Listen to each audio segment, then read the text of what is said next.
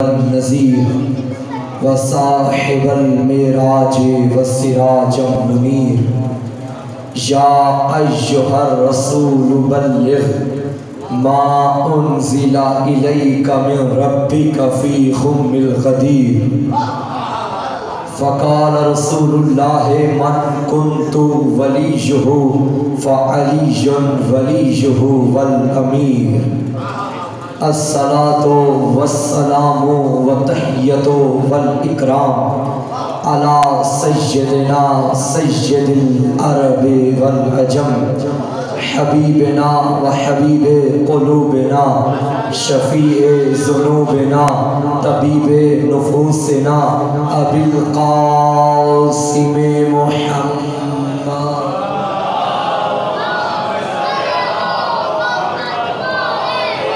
ثم الصلاۃ والسلام والتحیۃ والاکرام علی آلہ الطیبین الطاہرین المعصومین المظلومین المنتخبین المنتجبین ولعنۃ اللہ علی اعدائہم ومکسر فضائلہم ومنکر ولایتہم ومناکبہم اجمعین اما بعد فقد قال الرحمن فی القرآن بسم اللہ الرحمن الرحیم وَيَقُولُ الَّذِينَ كَفَرُوا لَسْتَ مُرْسَلًا قُلْ كَفَى بِاللَّهِ شَهِيدًا بَيْنِي وَبَيْنَكُمْ وَمَنْ عِندَهُ عِلْمُ الْكِتَابِ صَلَوَاتٌ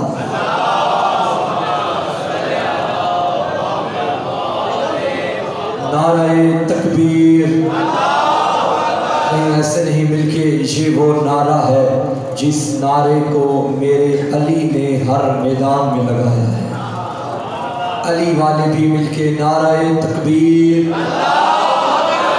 نعرہ رسالت یا رسول اللہ کا نعرہ ہماری جان ہے یہ نعرہ ہماری پہچان ہے یہ نعرہ ہمارا ایمان ہے شیعہ سنی مل کے نعرہ رسالت نعرہ رسالت ہماری تربیتوں کی پہچان ہماری نیتوں کی پہچان ہماری حیثیتوں کی پہچان ہماری ذہنیتوں کی پہچان ہمارے شجروں کی طہارت کی پہچان ہمارے والدین کے خون کی شرافت کی پہچان مل کے نعرہ حیدری یک زبان نعرہ حیدری حسینیت حسینیت حسینیت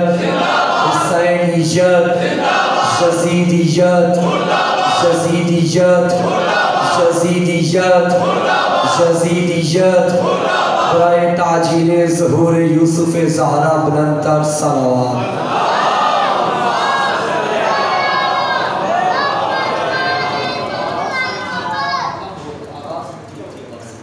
بارے دیگر صلوات پڑھیں محمد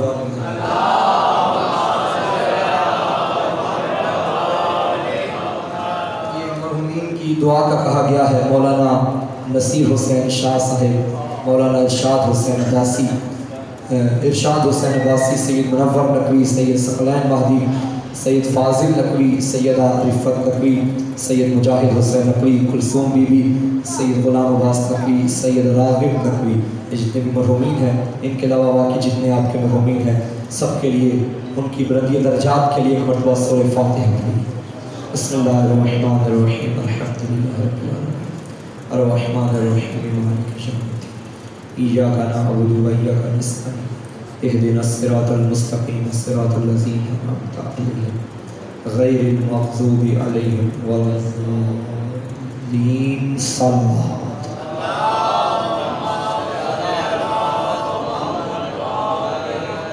ذرا بلند تر صلوات پڑھیں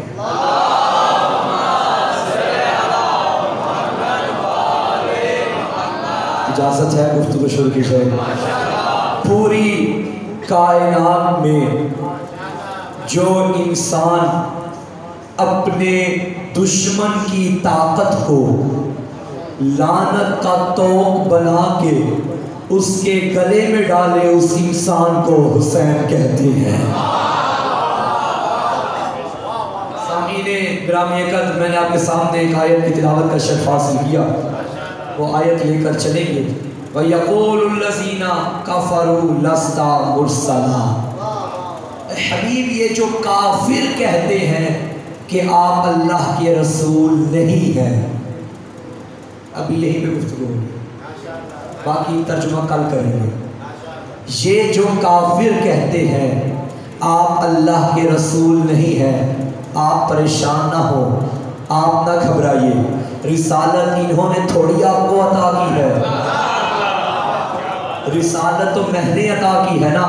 وَيَقُولُ الَّذِينَ كَفَرُوا لَسْتَ مُرْسَلًا، یہ جو کافر کہتے ہیں کہ آپ اللہ کے رسول نہیں ہیں، یہاں سے پتہ چل گیا کہ جو یہ کہے کہ محمد اللہ کے رسول نہیں وہ ہے کافر، جو یہ کہے کہ محمد اللہ کے رسول نہیں ہے وہ ہے کافر۔ چاہے کوئی اس مولوی سے پوچھے جو اپنے نام سے پہلے ذاکر لگا کے پیس ٹی وی پہ بیٹھ کے زمانے کو گمراہ کرتا ہے کہ کربلا 2 شہزادوں کی جنگ تھی۔ بھائی جب قرآن کہہ رہا ہے جو یہ کہے کہ محمد اللہ کے رسول نہیں ہے وہ کافر ہے، جاؤ اپنے باپ یزید کا عقیدہ پڑھو، تیری کتابوں میں ہی لکھا ہے کہ شام کے منبر میں بیٹھ کے یہ یزید کہا کرتا تھا لعبت بنو ہاشم بالملک لا خبر جاء ولا وحی نزل۔ نعوذ باللہ، یہ آل محمد نے ڈھونگ رچایا ہوا ہے، نہ کوئی کتاب آئی نہ کوئی رسول آیا۔ یزید کہتا تھا کوئی رسول نہیں، اللہ نے بتا دیا جو رسالت کا انکار کرے وہ ہے کافر۔ تو پتہ چل گیا کربلا 2 شہزادوں کی جنگ نہیں، اسلام اور کفر کی جنگ کو کربلا کہتے ہیں، اسلام اور کفر کی جنگ کو کربلا کہتے ہیں، اسلام کی حقیقی تصویر کو حسینیت کہتے ہیں، کفر کے بدنما چہرے کو یزیدیت کہتے ہیں۔ شام کی تاریکی یزید ہے، نور مبین حسین ہے، جو سنگ سقیفہ ہو وہ یزید ہے، جو کعبے کا نگینہ ہو وہ حسین ہے، جس کے گھر میں شیطان پلے وہ یزید ہے، جس کے گھر میں قرآن پلے وہ حسین ہے۔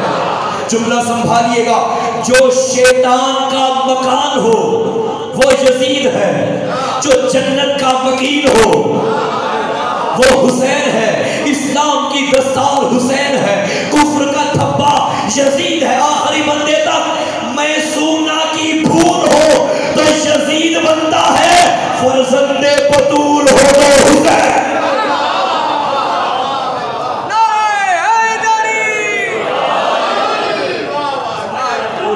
حسین بنتا ہے۔ سلام فرزند زہرا کی قسمت ہے، سلام شاہ کربلا پہ، سلام مالک عرض نینوا پہ، سلام بادشاہ عرض کربلا پہ۔ سامعین گرامی قدر، مٹانے والے مٹ گئے ہیں، جھکانے والے جھک گئے ہیں، دبانے والے دب گئے ہیں، حسین کا پرچم کل بھی بلند تھا آج بھی بلند ہے۔ تم نے مجمع دکھا کے ہمیں رو میں ڈالنے کی کوشش کی تھی، دیکھ لیا پھر آج کا دن، ہر گلی ہر کوچہ پاکستان نہیں رہا، کربلا بن گیا ہے۔ کلو یوم عاشورا و کلو عرض کربلا۔ ہم تو اللہ کا شکر ادا کرتے ہیں اور اس کی تقسیم پہ راضی کہ اس نے تمہارے مقدر میں یزید رکھا، ہمارے مقدر میں شبیر رکھا، جو تمہیں ملا تم اس کا جشن مناؤ، تمہیں مبارک، جو ہمیں ملا ہم اس کا ذکر کریں گے، لیکن ڈھنگے کی چوٹ پہ یہ بتانا پڑے گا جو تم نے پیر بنایا پہلے اس کی ماں کا کردار بھی بتاؤ، جو ہم نے بنایا بلکہ اللہ نے دیا ہم بتائیں گے، بابا علی ہے ماں زہرا ہے۔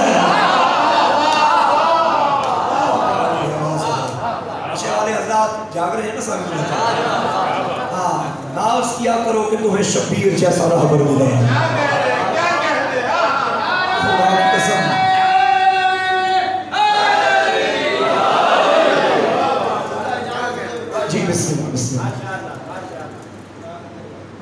محمد آل محمد کی ذات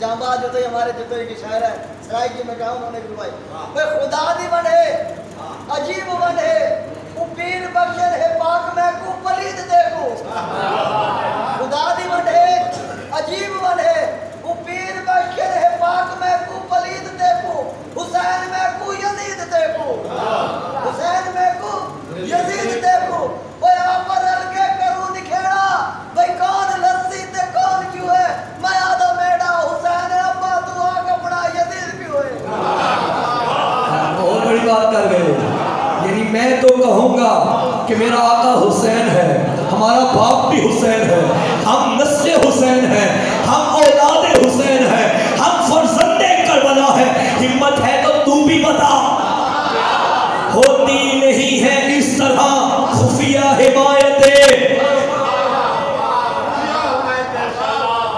ہوتی نہیں ہے اس طرح خفیہ حمایتیں ذرا کھل کے سامنے آ ہمت مزید رکھ میں نے حسین رکھ دیا اپنے پسر کا نام بیٹے کا نام برملا تو بھی یزید رکھ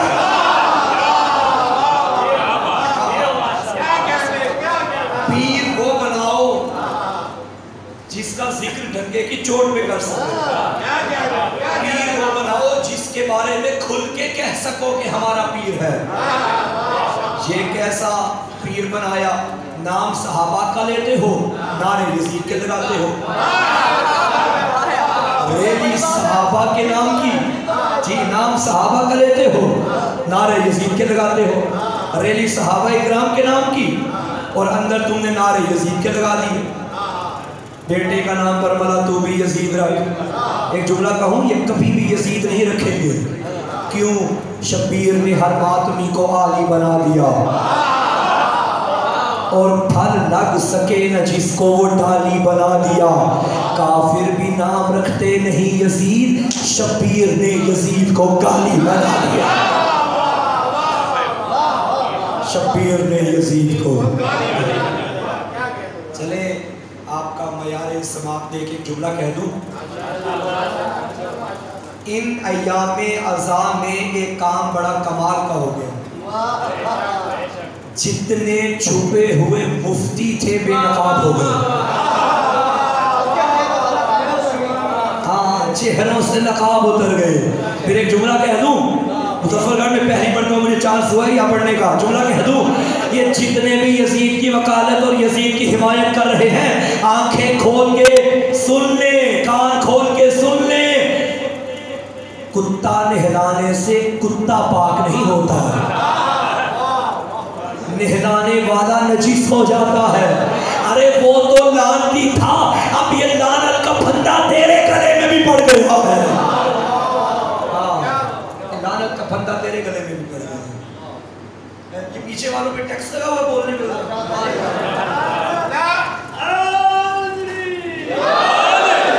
کرے نا اس کے آگے آ جاؤ یہ جگہ جو خالی ہے یہ جو فاصلہ ہے نا اس کا فرق پڑ رہا آگے آ جاؤ یہ کیمرے کے آگے آ جائیں یوں نہیں کام چلے گا یار مولانا کی بات مان لو یار آج مہربانی کریں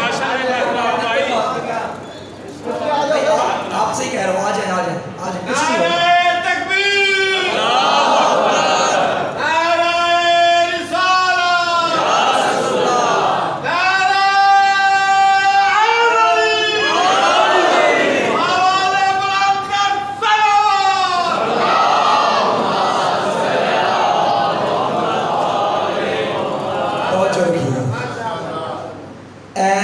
رسول یہ جو کافر کہتے ہیں کہ آپ اللہ کے رسول نہیں آپ پریشان نہ ہوں کیونکہ رسالت کا عہدہ میں نے عطا کیا اب جو یہ کہے کہ محمد اللہ کے رسول نہیں وہ ہے پکا کافر اچھا آپ کو معلوم ہے کہ یہ ابو جہل کیا نبی کو نہیں مانتا تھا مانتا تھا عبداللہ کا بیٹا نہیں مانتا تھا آمینہ کا لال نہیں مانتا تھا مانتا تھا میرے نبی کو صادق نہیں مانتا تھا امین نہیں مانتا تھا تو بتائیے کیا وہ جنت میں جائے گا یا جہنم میں کیا بات ہے آپ وہ جہنم میں جائے گا کیوں کیونکہ محمد بن عبداللہ مانتا تھا اللہ منوا رہا ہے عہدہ ابو جہل جہنم میں اس لیے جائے گا کیونکہ وہ محمد بن عبداللہ مانتا تھا، محمد و رسول اللہ نہیں مانتا تھا۔ تو جو عہدہ اللہ عطا کرے، جو عہدہ اللہ عطا کرے، کسی کے ماننے یا نہ ماننے سے صاحب عہدہ کے عہدے میں کوئی فرق نہیں آتا۔ مان لو گے فائدہ بھی اپنا، نہ مانو گے نقصان بھی اپنا۔ اور بھائی جب محمد مصطفیٰ کو محمد بن عبداللہ مان لینا کافی نہیں، محمد اور رسول اللہ پڑھنا ضروری ہے، اسی طرح علی کو بھی، علی جبنو ابھی طالب مان لینا کافی نہیں، علی جن ولی اللہ پڑھنا ضروری ہے۔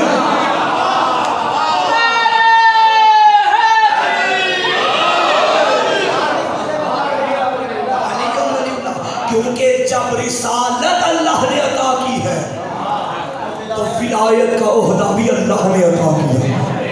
خدا کا اعلان ہے کہ جو منصب الہی کو نہ مانے، صاحب منصب کے منصب میں کوئی فرق نہیں آتا۔ یہ نہ ماننے اور ماننے والوں کے فائدے اور نقصان میں بات چاہتی ہے۔ یہ جو مشرکین مکہ تھے اللہ کو مانتے تھے، ظاہر مانتے تھے تو شرک کرتے تھے نا۔ اللہ کا انکار، جو انکار کرے وہ تو کافر ہوتا ہے۔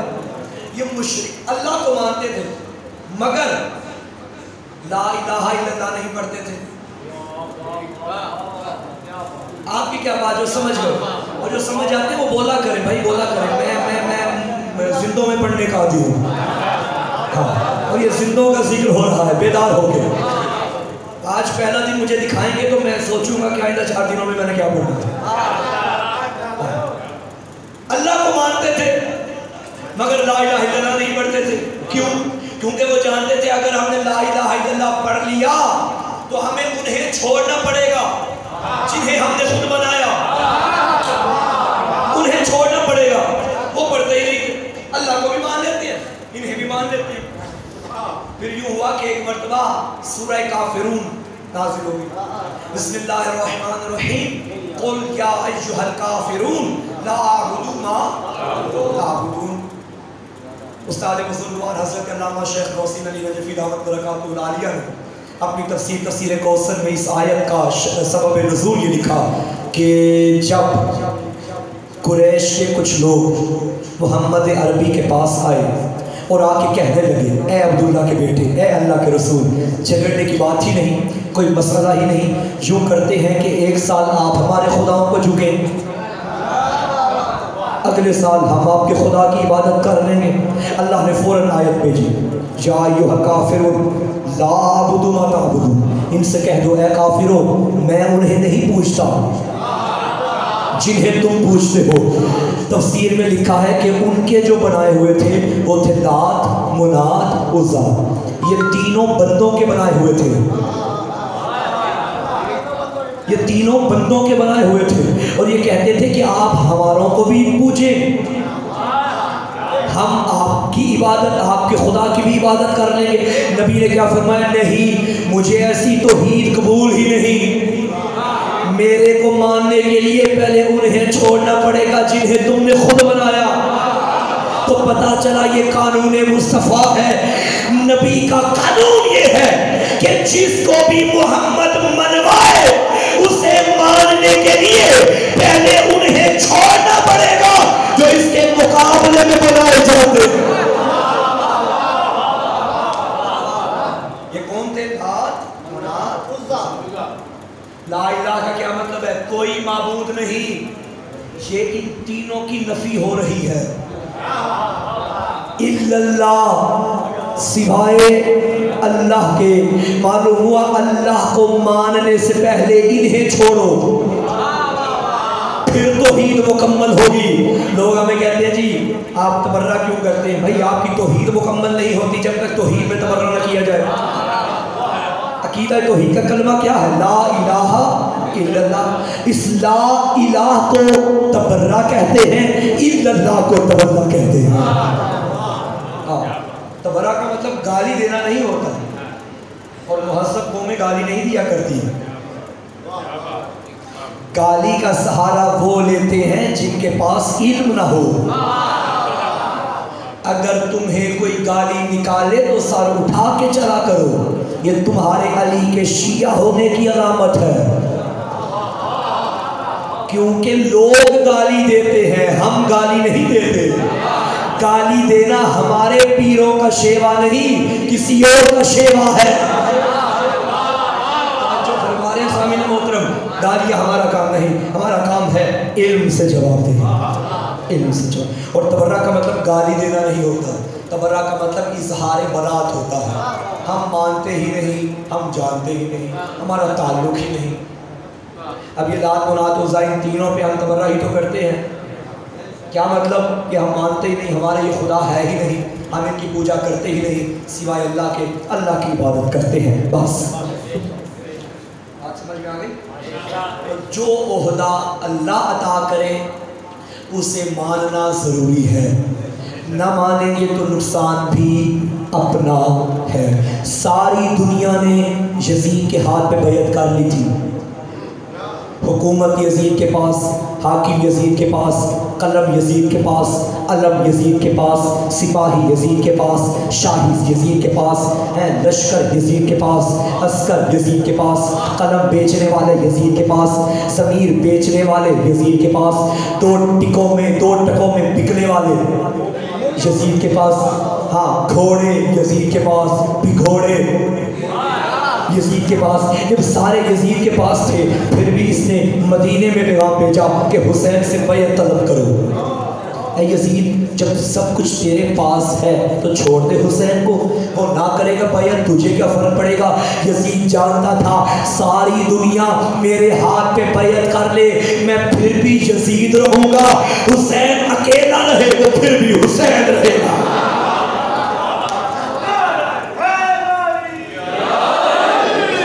جملہ کہہ دوں یزید جانتا تھا جو بندوں کا بنایا ہو وہ یزید ہوتا ہے، جو اللہ کا بنایا ہو وہ حسین ہوتا ہے۔ یزید جانتا تھا، بہت مہربانی شکریہ، یزید جانتا تھا کہ میں بندوں کا بنایا ہوں بادشاہ، لیکن حسین اللہ کا بنایا ہوا رہبر ہے، حسین اللہ کا بنایا ہوا بادشاہ ہے۔ اس نے پیغام بھیجا امام کو کہ بیعت کیجئے، نہیں تو سر دیجئے۔ امام کو دربار میں بلایا گیا، امام نے کیا فرمایا بیعت کے سوال میں؟ مثلی لا یبایع مثلا، مجھ جیسا اس جیسے کی بیعت نہیں کر سکتا۔ یہ نہیں فرمایا کہ میں اس کی بیعت نہیں کروں گا، مجھ جیسا اس جیسے کی بیعت۔ مولا آپ جیسا کون ہے؟ اگر آپ ہمیں بتا دیں کہ آپ جیسا کون ہے پھر ہمیں یہ بھی پتا چلے گا کہ اس جیسا کون ہے۔ توجہ رکھیے سامعین محترم، مجھے نہیں پتا کہ یزید جیسا کون ہے، لیکن بتاؤ حسین جیسا کون ہے؟ بتاؤ۔ حسین ابن علی نے اسی جملے کے بعد ایک فکرہ فرمایا مجھ سے بیعت طلب کرتے ہو، جانتے ہو میں کون ہوں؟ انا اسیرو بسیرت جدی و اخی و ابی علی ابن ابی طالب، میں پابند ہوں نانا کی سیرت کا، میں پابند ہوں بھائی کی سیرت کا، میں پابند ہوں اپنے بابا علی کی سیرت کا۔ پھر فرمایا مجھ جیسا اس جیسے کی حیدری، مجھ جیسا اس جیسے کی بیعت نہیں کر سکتا۔ اس کا مطلب ہے نہ علی کے بھائی نے کسی کی بیعت کی، نہ علی کے بابا نے کسی کی بیعت کی، نہ علی کے نانا نے کسی کی بیعت کی۔ جب حسین کے بابا نے کسی کی بیعت نہیں کی، حسین کے بھائی نے کسی کی بیعت نہیں کی، حسین کے نانا نے کسی کی بیعت نہیں کی، جب حسین کے بڑے کسی کی بیعت نہیں کرتے تو حسین بھی کسی کی بیعت نہیں کرتا۔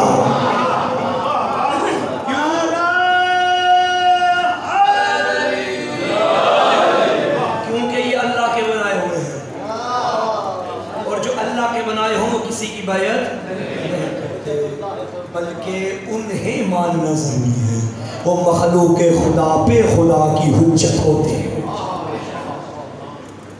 الحمدللہ ویڈیو میں خیر لائیو چل رہی ہے، جہاں تک میری بات پہنچ رہی ہے آپ کے ذریعے, اس سوشل میڈیا کے ذریعے میں تمام حسین ابن علی کے عزاداروں کا شکریہ ادا کرتا ہوں. آج آپ نے ثابت کیا کہ یہ ملک تکفیریوں کا نہیں حسینیوں کا ہے.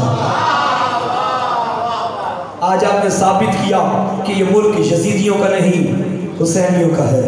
پاکستان کے بنانے والے بھی حسینی تھے, پاکستان کے بچانے والے بھی حسینی ہیں. اور ہم اپنے سنی بھائیوں کا بھی شکریہ ادا کرتے ہیں کہ جو ہمارے جلوس میں شرکت کرتے رہے, کیونکہ ہمارے سنی بھائی بھی جان چکے ہیں کہ اس وقت کوئی شیعہ نہیں, کوئی سنی نہیں, کوئی دیوبندی نہیں, کوئی بریلوی نہیں. اس ٹائم بس دو قومیں ہیں پاکستان میں, ایک حسینی, ایک یزیدی.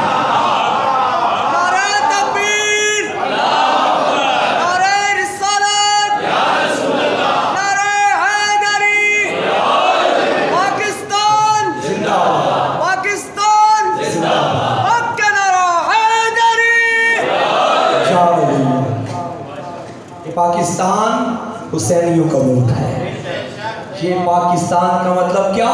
لا الہ الا اللہ. پوچھو خواجہ معین الدین چشتی سے کہ لا الہ کون ہے, لا الہ کی بنا کون ہے؟ شاہ است حسین, بادشاہ است حسین, دین است حسین, دیپنا است حسین, سردار نداد دست بر دست یزید حقا کہ بنا لا الہ است حسین.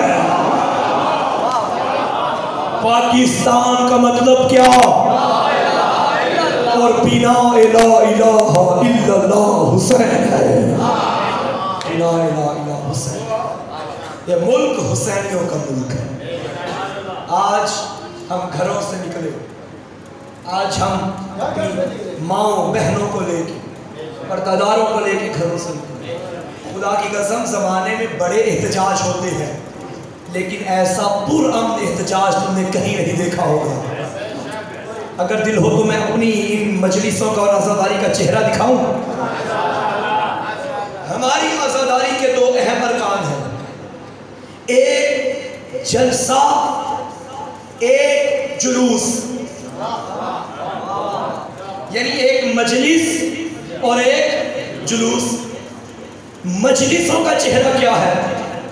مجلسوں میں وہی انداز آج بھی اپنایا جاتا ہے جو 1400 سال پہلے کا تھا. پڑھنے والا بلندی کی جگہ پہ, سننے والے خاک پہ. یہ کون سا سال گزرا ہے؟ 2020. حق تو یہ بنتا تھا اس ماڈرن دور میں بڑے لوگوں کے لیے کرسیاں بچھائی جاتی, چھوٹے لوگ خاک پہ بیٹھتے, علاقے کے افسر امیر حضرات صوفوں پہ بیٹھتے, چھوٹے طبقے کے لوگ خاک پہ بیٹھتے. لیکن کیا کہنے فرزند زہرا تیری مجلس کے, امیر بھی خاک پہ, غریب بھی خاک پہ, کالا بھی خاک پہ, گورا بھی خاک پہ, بڑا سرمایہ دار بھی خاک پہ, جس کے گھر ایک ٹائم کا کھانا بنے وہ بھی خاک پہ. مزے کی بات یہ ہے کہ دنیا میں آپ کسی بھی فنکشن میں چلے جائیں, پروگرام میں چلے جائیں, مردوں کا پروگرام ہوگا تو وہاں خواتین نہیں جائیں گی. بوڑھوں کی پارٹی ہوگی تو وہاں جوان نہیں جائیں گے. بچوں کا فنکشن ہوگا وہاں بڑے نہیں جائیں گے. واحد مجلس حسین ہے جہاں 80 سال کا بوڑھا بھی آئے گا, جہاں 18 سال کا جوان بھی آئے گا, جہاں 6 مہینے کا بچہ بھی آئے گا, جہاں 20 سال کی جوان خاتون بھی آئے گی, جہاں 40 اور 50 سال کی بڑھیا بھی آئے گی. جو ایک دن کا بچہ ہے وہ بھی بھائی, جو ابھی ماں کے شکم میں ہے وہ بھی ماں کے ساتھ آئے گا. ایسا ہے مجلسوں کا کمال.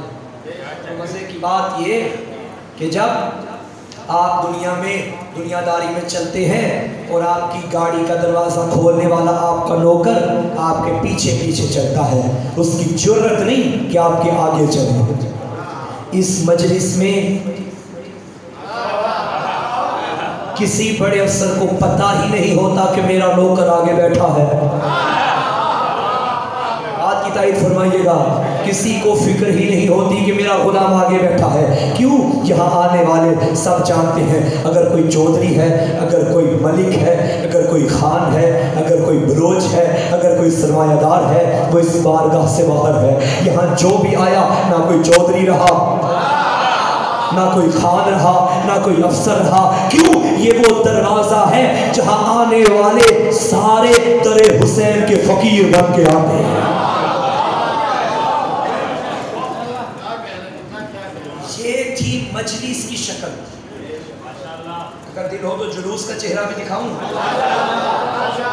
یہ جو یہاں بیٹھے ہوئے تھے، انہوں نے فضائل سنے، خوش ہو گئے، مصائب سنے، انہوں نے گریہ کیا۔ اب یہی مجلس جلوس کی شکل اختیار کر گئی۔ اب جب سب باہر نکلے، سب کا لباس ایک کالا کپڑا، سب کے ہاتھوں میں جھنڈا ایک، علم عباس، سب کی زبان پہ نعرہ ایک، لبیک یا حسین، سب کی زبان پہ نوحہ ایک، یا حسین کا نوحہ۔ جو بھی چل رہا ہے، اگر سبیل پانی کی لگی ہے، جس گلاس سے امیر پیے گا وہی سے غریب پیے گا۔ جو لنگر غریب کا ہے وہی امیر کا ہے۔ توجہ، جو لنگر امیر کا ہے وہی غریب کا ہے۔ جہاں سے امیر پانی پیے گا وہیں سے غریب پانی پیے گا۔ ہر بندے کا ہاتھ سینے پہ ہے، لبیک یا حسین کا نعرہ، ہائے حسین کا نوحہ۔ کسی کے دل میں یہ نہیں کہ میں بڑا ہوں، میں چھوٹا ہوں۔ جو امیر کسی غریب کے ساتھ شانہ ملا کے کھڑا نہیں ہوتا تھا، وہ بھی ماتمی حلقے میں غریب کے ساتھ شانہ ملا کے کھڑا ہے۔ یہ دو مقامات ہیں جہاں مجھے یہ برابری نظر آئی، یا حسین کا ماتم یا اللہ کی نماز۔ اللہ کے گھر میں بھی چلے جاؤ، وہاں بھی امیر کے شانے کے ساتھ غریب کا شانہ ہے۔ حسین کے جلوس میں ماتمی حلقے میں دیکھو، امیر کے شانے کے ساتھ غریب کا شانہ ہے۔ کیا کہنے حسین ابن علی کے، دنیا میں بڑے بڑے احتجاج دیکھے، بڑی بڑی ریلیاں نکلی، لیکن ہم نے کیا دیکھا؟ کوئی کسی کے گھر کو آگ لگا رہا ہے، کوئی کسی کی گاڑی چلا رہا ہے، کوئی کسی کی املاک کو نقصان پہنچا رہا ہے۔ واحد یہ قوم شیعہ ہے جو پرامن قوم ہے۔ 1400 سال گزر گئے، آج تک ہمارے ماتمی نے نہ کسی کے گھر کو آگ لگائی، نہ کسی کی گاڑی کو جلایا، نہ کسی کی املاک کو نقصان پہنچایا۔ اور خدا کی قسم، کبھی میری قوم کا جوان کسی کے گھر کو آگ نہیں لگائے گا۔ کیوں؟ کیونکہ ہم نے ان مجلسوں میں بچوں کے ذہن میں یہ بٹھا دیا تھا کہ جو بھی شریفوں کے گھروں میں آگ لگاتے ہیں وہ دہشت گرد ہوتے ہیں، دیندار نہیں ہوتے۔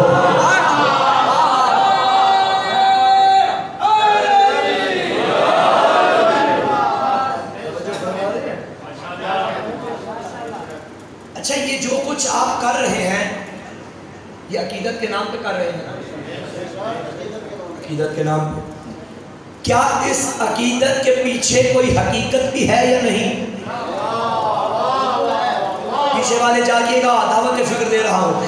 عقیدت کے پیچھے حقیقت ہے یا نہیں؟ یاد رکھنا، اس عقیدت کا کوئی فائدہ نہیں جس کے پیچھے حقیقت نہ ہو۔ خالی عقیدت رائگاں ہے بغیر حقیقت کے۔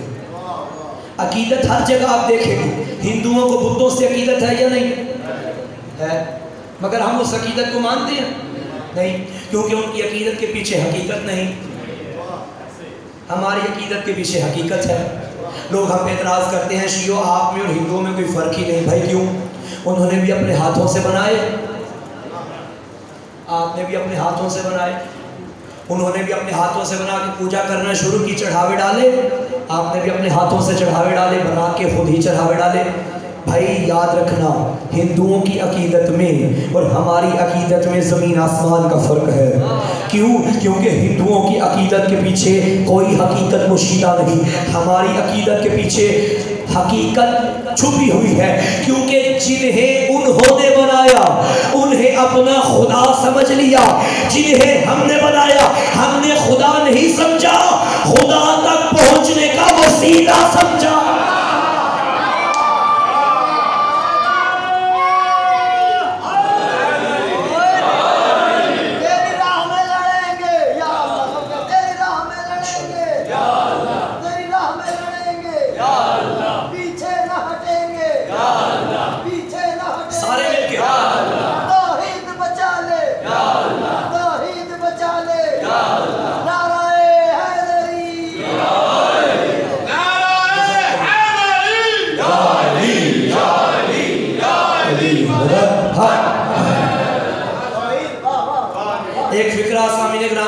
سمجھیے گا بالخصوص نوجوان.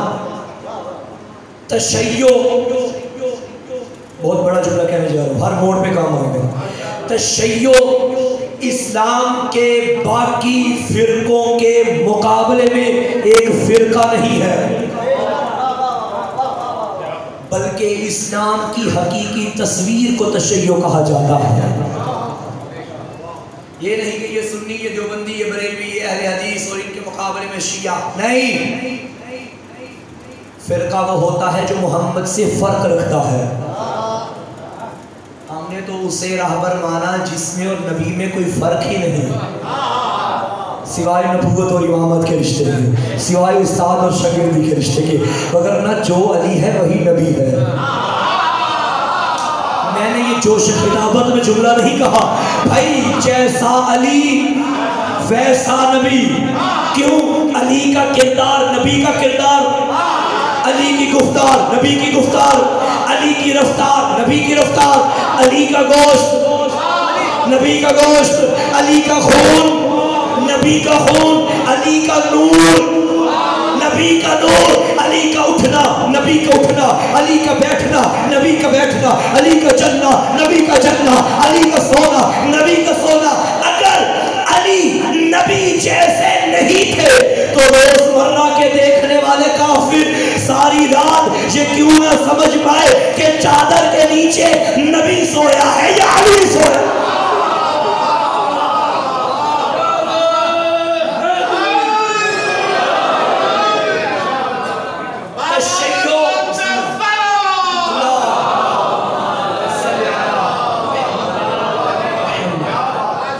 تشیع فرقہ نہیں، اسلام کی حقیقی تصویر کا نام تشیع ہے.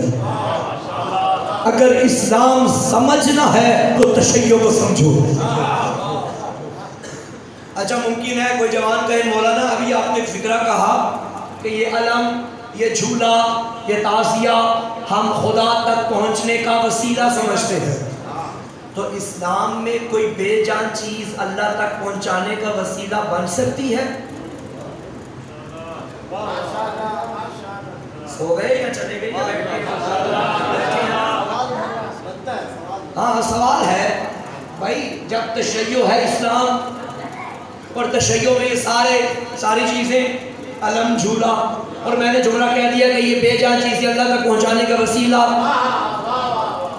تو اسلام میں کیا بے جان چیز اللہ تک پہنچانے کا وسیلہ ہے؟ بھائی ہے.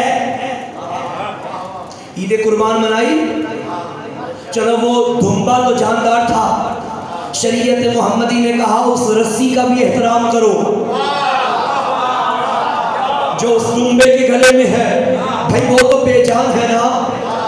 میرا اللہ یہ دھمبا تو چلو جاندار نکلا لیکن رسی تو بے جان ہے. چلو حج آپ میں سے جو حاجی صاحبان ہیں ہاتھوں پر کیجیے. ماشاءاللہ خدا قبول فرمائے اور ہم سب کو بھی توفیق دے، اور جو صاحب استطاعت ہے مالک سب کو یہ سعادت نصیب فرمائے. تو سامعین گرامی کا جو آپ نے حج کے دوران کیا دیکھا؟ خانہ کعبہ کا طواف کیا، آوازیں تو ہی گئی. ابھی حج قبول نہیں کروں گا. یہ ہیں دو پہاڑیاں، ان کے درمیان لگاؤ دوڑ. میرا اللہ یہ دوڑ لگانے سے تجھے کیا ملے گا؟ بھائی صفا و مروہ پہاڑی ہے نا، بے جان ہے نا، بتاؤ تیرے دوڑ لگانے سے اللہ کو کوئی فائدہ؟ اللہ کی عظمت بڑھ جائے گی جب آپ دوڑ لگائیں گے؟ کہ اللہ کی عظمت بڑھ جائے گی؟ لوگ ہم سے پوچھتے ہیں ہم ساری رات ماتم کرتے ہیں، ماتم کرنے سے حسین کو کیا فائدہ؟ بھائی پھر میں پوچھتا ہوں تمہاری دوڑ لگانے سے اللہ کو کیا فائدہ؟ بیٹھے ہوئے چلے گئے ہو بھائی، اب پتہ چلا ساری رات جلوس میں رہنے کا فائدہ کیا ہوتا ہے. جب میرا اللہ اس نے تیرے گھر کا طواف کیا، حج قبول کر لے، لیکن تو نے کہا نہیں پہلے دوڑ لگاؤ. خالی طواف کو میں حج نہیں شمار کروں گا، دوڑ بھی لگانی ہے. میرا اللہ ایسا تو کیوں کروا رہا ہے؟ آوازیں تو ہی آئے گی. میں اس لیے دوڑ لگوا رہا ہوں تاکہ تمہیں میرے پیاروں کی یاد آ جائے جو میری محبت میں، جو میرے عشق میں یہاں دوڑے تھے. اب پتا چلا ہم علم کو خدا نہیں سمجھتے، علم دیکھنے سے ہمیں علمدار یاد آتا ہے، جھولا دیکھنے سے ہمیں بشیر یاد آتا ہے، تازیہ دیکھنے سے ہمیں کربلا یاد آتی ہے، یہ چیزیں ہمیں کربلا تک لے جاتی ہے، کربلا ہمیں توحید تک لے جاتی ہے۔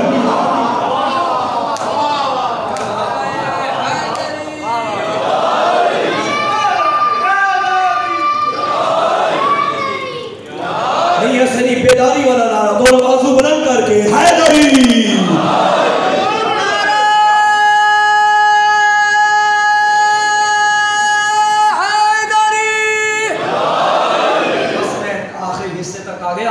کوشش کیجئے گا کہ کل ذرا جلدی تشریف لے آئیے گا، انشاءاللہ میں بھی جلد ہی 8:30 بجے تشریف لے آئیے گا۔ تو بات کیا ہو رہی ہے؟ کربلا تک پہنچا۔ یہ جو نعرہ ہے نا، حق کا سیدھا راستہ، یہ صرف نعرہ نہیں، حقیقت بھی ہے۔ ہاں بالکل بھائی، ہمارے ہر نعرے میں ہمارا عقیدہ موجود ہے۔ حق کا راستہ بھی کربلا ہے، شہادتوں کا راستہ بھی کربلا ہے، سعادتوں کا راستہ بھی کربلا ہے، نعمتوں کا راستہ بھی کربلا ہے، طہارتوں کا راستہ بھی کربلا ہے، نجابتوں کا راستہ بھی کربلا ہے، نماز و روزے کا راستہ بھی کربلا ہے، عبادتوں کا راستہ بھی کربلا ہے، ولایتوں کا راستہ بھی کربلا ہے، نبوتوں کا راستہ بھی کربلا ہے، رسالتوں کا راستہ بھی کربلا ہے۔ یہ ساری چیزیں دیکھنا چاہتے ہو تو کربلا تک چلے جاؤ۔ اگر جملہ کہوں تو غلط نہ ہوگا، مبالغہ نہ ہوگا، توحید کا راستہ بھی کربلا ہے۔ توحید سمجھ میں نہیں آئے گی جب تک کربلا کو نہ سمجھو۔ جیسی توحید کربلا میں بچی، ایسی کہیں نہیں بچی۔ اگر آج کربلا نہ ہوتی تو حقیقی عقیدہ توحید ہم تک نہ پہنچتا ہے۔ یہ حسین کے سجدے کا کمال ہے۔ ذالک ومن یعظم شعائر اللہ فإنها من تقوی القلوب۔ شاعر خدا کا احترام کیا کرو، یہ تقوی کے قریب کرتا ہے، یہ دلوں کا تقوی بڑھاتا ہے۔ جب شاعر خدا کے قریب کرتے ہیں تو شاعر حسینی حسین کے قریب کرتے ہیں۔ سورہ مائدہ میں اللہ نے فرمایا یا ایھا الذین آمنوا لا تحلوا شعائر اللہ، اے ایمان والو شاعر خدا کی بے حرمتی نہ کرو، بے حرمتی نہ کرو، تعظیم کرو۔ اچھا، ابھی میں نے جملہ کہا تھا تھوڑی دیر پہلے کہ ہماری مجلسوں میں وہ نقشہ ہے جو دنیا کے کسی اور پروگرام کا نہیں۔ بوڑھے بھی آ گئے، جوان بھی آ گئے، بچے بھی آ گئے۔ اور دوسری بات یہ کہ یہ آج جو ریلی نکلی، حق تو بنتا تھا مرد نکلتے، شیعو تم اپنے گھر والوں کو کیوں لے کر آ گئے؟ شیعو حق تو بنتا تھا جوان آتے ریلی میں، لیکن اس ریلی میں بھی سفر کے جلوس میں ہم نے دیکھا ہماری ماں بھی ہے، ہماری بہن بھی ہے، ہماری بیٹی بھی ہے۔ بھائی یہ بھی ہم نے قرآن سے سیکھا ہے۔ بھائی یہ قرآن میں کہاں آ گیا کہ اپنے گھر والوں کو ریلیوں میں لے کر آؤ؟ بھائی قرآن میں کہاں آ گیا کہ اپنے پردہ داروں کو جلوس میں لے کر آؤ؟ اٹھاؤ سورہ تحریم، یا ایھا الذین آمنوا قوا انفسکم واہلیکم نارا، اے ایمان والو خود کو بھی اور گھر والوں کو بھی جہنم کی آگ سے بچاؤ، جہنم کی آگ سے بچاؤ۔ جب جہنم کی آگ سے بچنا ہے تو کہاں آنا ہے؟ نجات پہ، رستہ نجات پہ آنا ہے نا، تو نجات کہاں سے ملے گی؟ ان الحسین مصباح الہدی وسفینۃ النجاۃ، ہدایت کا چراغ بھی حسین، نجات کی کشتی بھی حسین ہے۔ قرآن کا حکم ہے کہ گھر والوں کو بھی جہنم سے بچاؤ۔ جب جہنم سے بچنا ہے تو کہاں آنا ہے؟ جنت میں آنا ہے۔ جنت کہاں سے ملے گی؟ الحسن والحسین سیدہ شباب اہل الجنہ، حسن اور حسین ہی جنت کے جوانوں کے سردار ہیں۔ حسین کو مانو گے تو جہنم سے بچ جاؤ گے، حسین کو مانو گے تو گمراہی سے۔ ہر عقیدت کے پیچھے ایک حقیقت پوشیدہ ہے۔ اگر ان عقیدتوں میں آپ کو بھائی چارہ نظر آ رہا ہے، مساوات نظر آ رہی ہے، تو حقیقت میں ہم ہر نسلی امتیاز کے خلاف ہیں۔ اگر عقیدت میں آپ کو مظلومیت کا پرچار نظر آ رہا ہے تو حقیقت میں ہم ہر ہونے والے ظلم و بربریت کے خلاف ہیں۔ آج پیر سفر کا دن تھا. میں انشاءاللہ ترتیب سے مسائل پڑھوں گا. یہ جو مجلسیں ہیں یہ مجلسیں زینبیہ ہیں. رونے والوں تم نے آج سارا دن ماتم کیا ہوگا, جلوس میں شرکت کی ہوگی. ہمیں کبھی تھکاوٹ نہیں ہوگی کیونکہ ہمیں اس بی بی کے سفر یاد آ جاتے ہیں جس نے بے پالان اونٹوں پہ سفر کیے تھے. ہمیں اس بیمار کے سفر یاد آ جاتے ہیں جس نے پپھیوں کو ننگے سر سفر میں دیکھا تھا. عزاداروں آپ بھی مسافر ہیں, میں بھی سفر میں رہتا ہوں. ہمارے سفر میں ہمارے ساتھ ہمارے گھر والے ہوتے ہیں, ہمارے ساتھ ہمارے دوست ہوتے ہیں, لیکن کبھی کسی نے ایسا سفر کیا کہ جہاں بھائی کے قاتل ہو, کبھی ایسا سفر کیا جہاں بیٹوں کے قاتل تمہارے ساتھ ہو. حوصلہ علی کی بیٹیوں کا, حوصلہ سید سجاد کا. عزادارو علامہ نقل فرمایا کرتے تھے کربلا میں مرنا آسان تھا, جینا بڑا مشکل تھا. علی اکبر کی شہادت پڑھنا آسان ہے, قاسم کا گھوڑے سے گرنا یہ پڑھنا آسان ہے, لیکن سجاد کا جہاد بڑا مشکل ہے. اے اہل عزا, روایت کے فکرے ہیں کربلا کے بعد جتنا عرصہ سید سجاد زندہ رہے منظر کیا تھا. سجاد بہانے ڈھونڈتا تھا, جب کوئی جانور ذبح ہوتے دیکھتا سجاد روتا, کسی مزدور کے سر پہ چادر دیکھتا تو میرا مولا روتا. اہل عزا منظر یہ تھا. ایک مرتبہ کیا ہوا, میرے مولا مدینے کی گلی میں آئے, بازار میں آئے. پہلے قصاب جیسے ہی سجاد کو آتا دیکھتے تھے اپنی دکانوں کے پردے آگے کر دیتے تھے. ایک مرتبہ کیا ہوا, میرے مولا آئے, قصاب کو یاد نہ رہا, میرے امام نے کیا منظر دیکھا, چھوٹے چھوٹے جانوروں کے کٹے ہوئے سر بازار میں لٹکے ہوئے تھے. سجاد نے رونا شروع کیا, روتے روتے غش کھا کے گر گئے. پورے بازار مدینہ سے آواز آئی حسین کے بیٹے کی حالت دیکھو. عزاداروں جب قریب گئے ہوش دلایا, قصاب قدموں پہ گرا اور رو کے کہتا ہے مولا مجھے معاف کرنا, میں نے تجھے آتا دیکھا نہیں تھا, میں نے آج پردہ آگے نہیں کیا.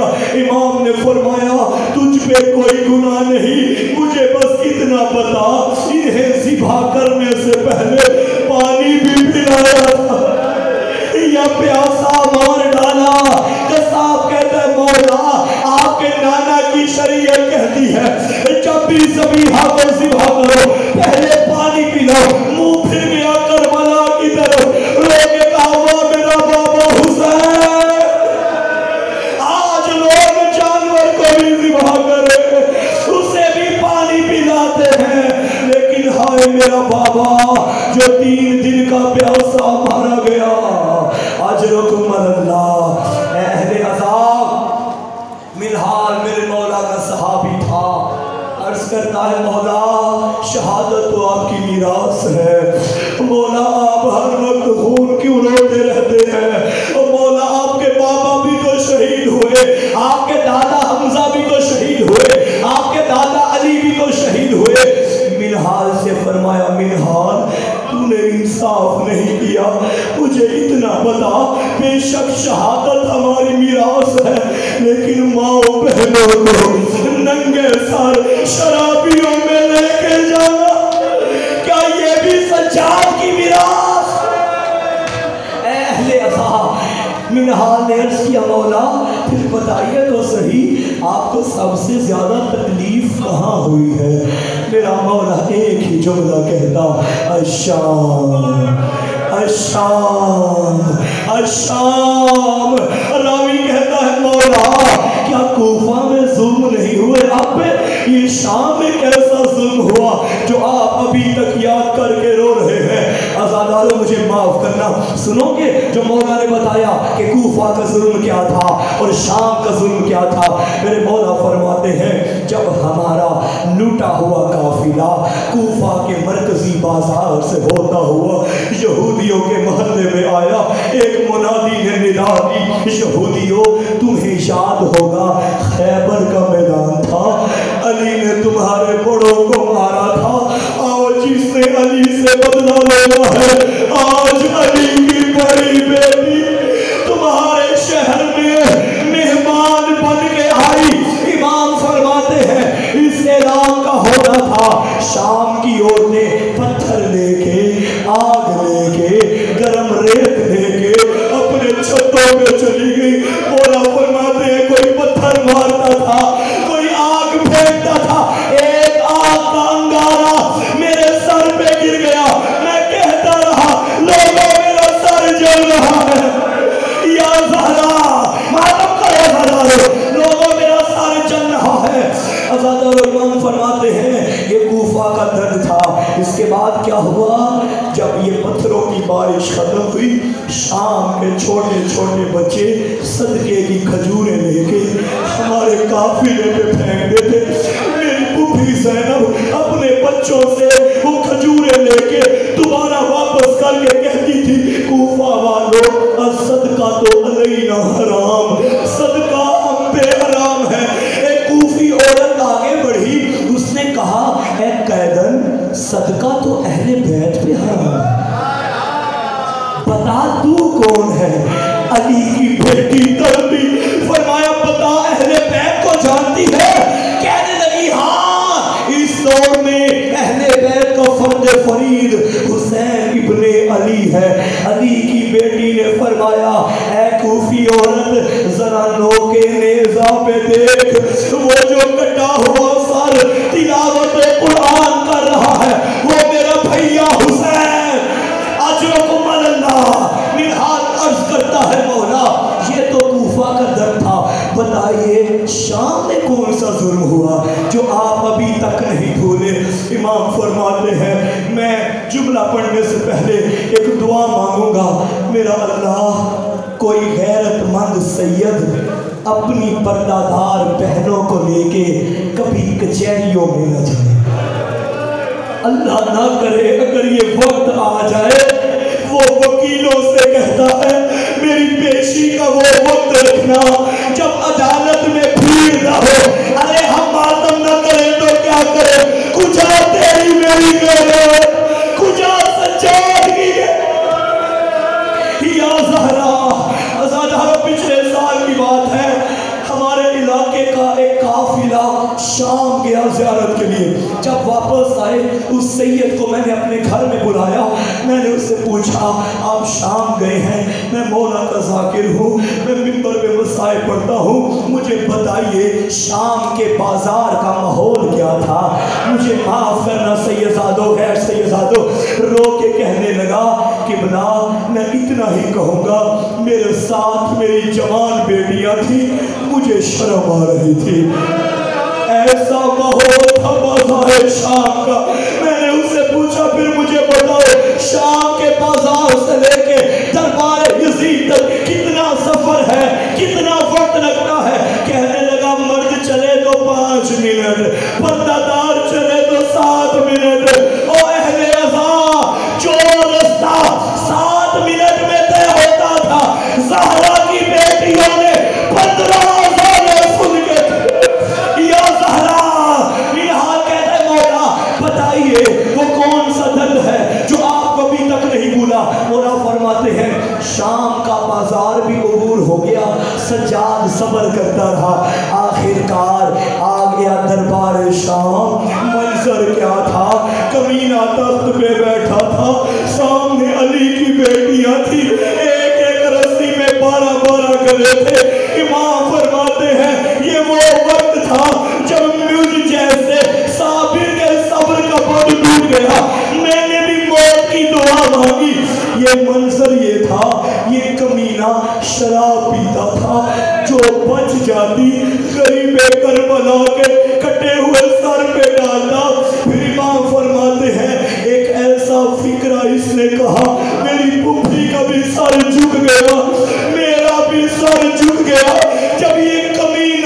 شراب پی کے اشارہ کر کے کہتا رہا مجھے بتاؤ ان بیویوں میں علی کی بڑی بیٹی زینب کھو سجاد نے فرمایا میرا اللہ میں مر جاتا یہ منظر نہ دیکھتا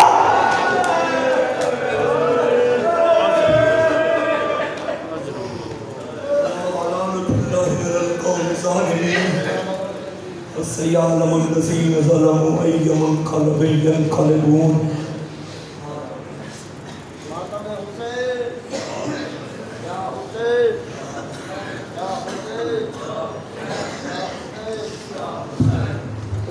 حاضرین آپ سے گزارش ہے کہ کل ٹھیک 8:30 بجے امام بارگاہ میں آئے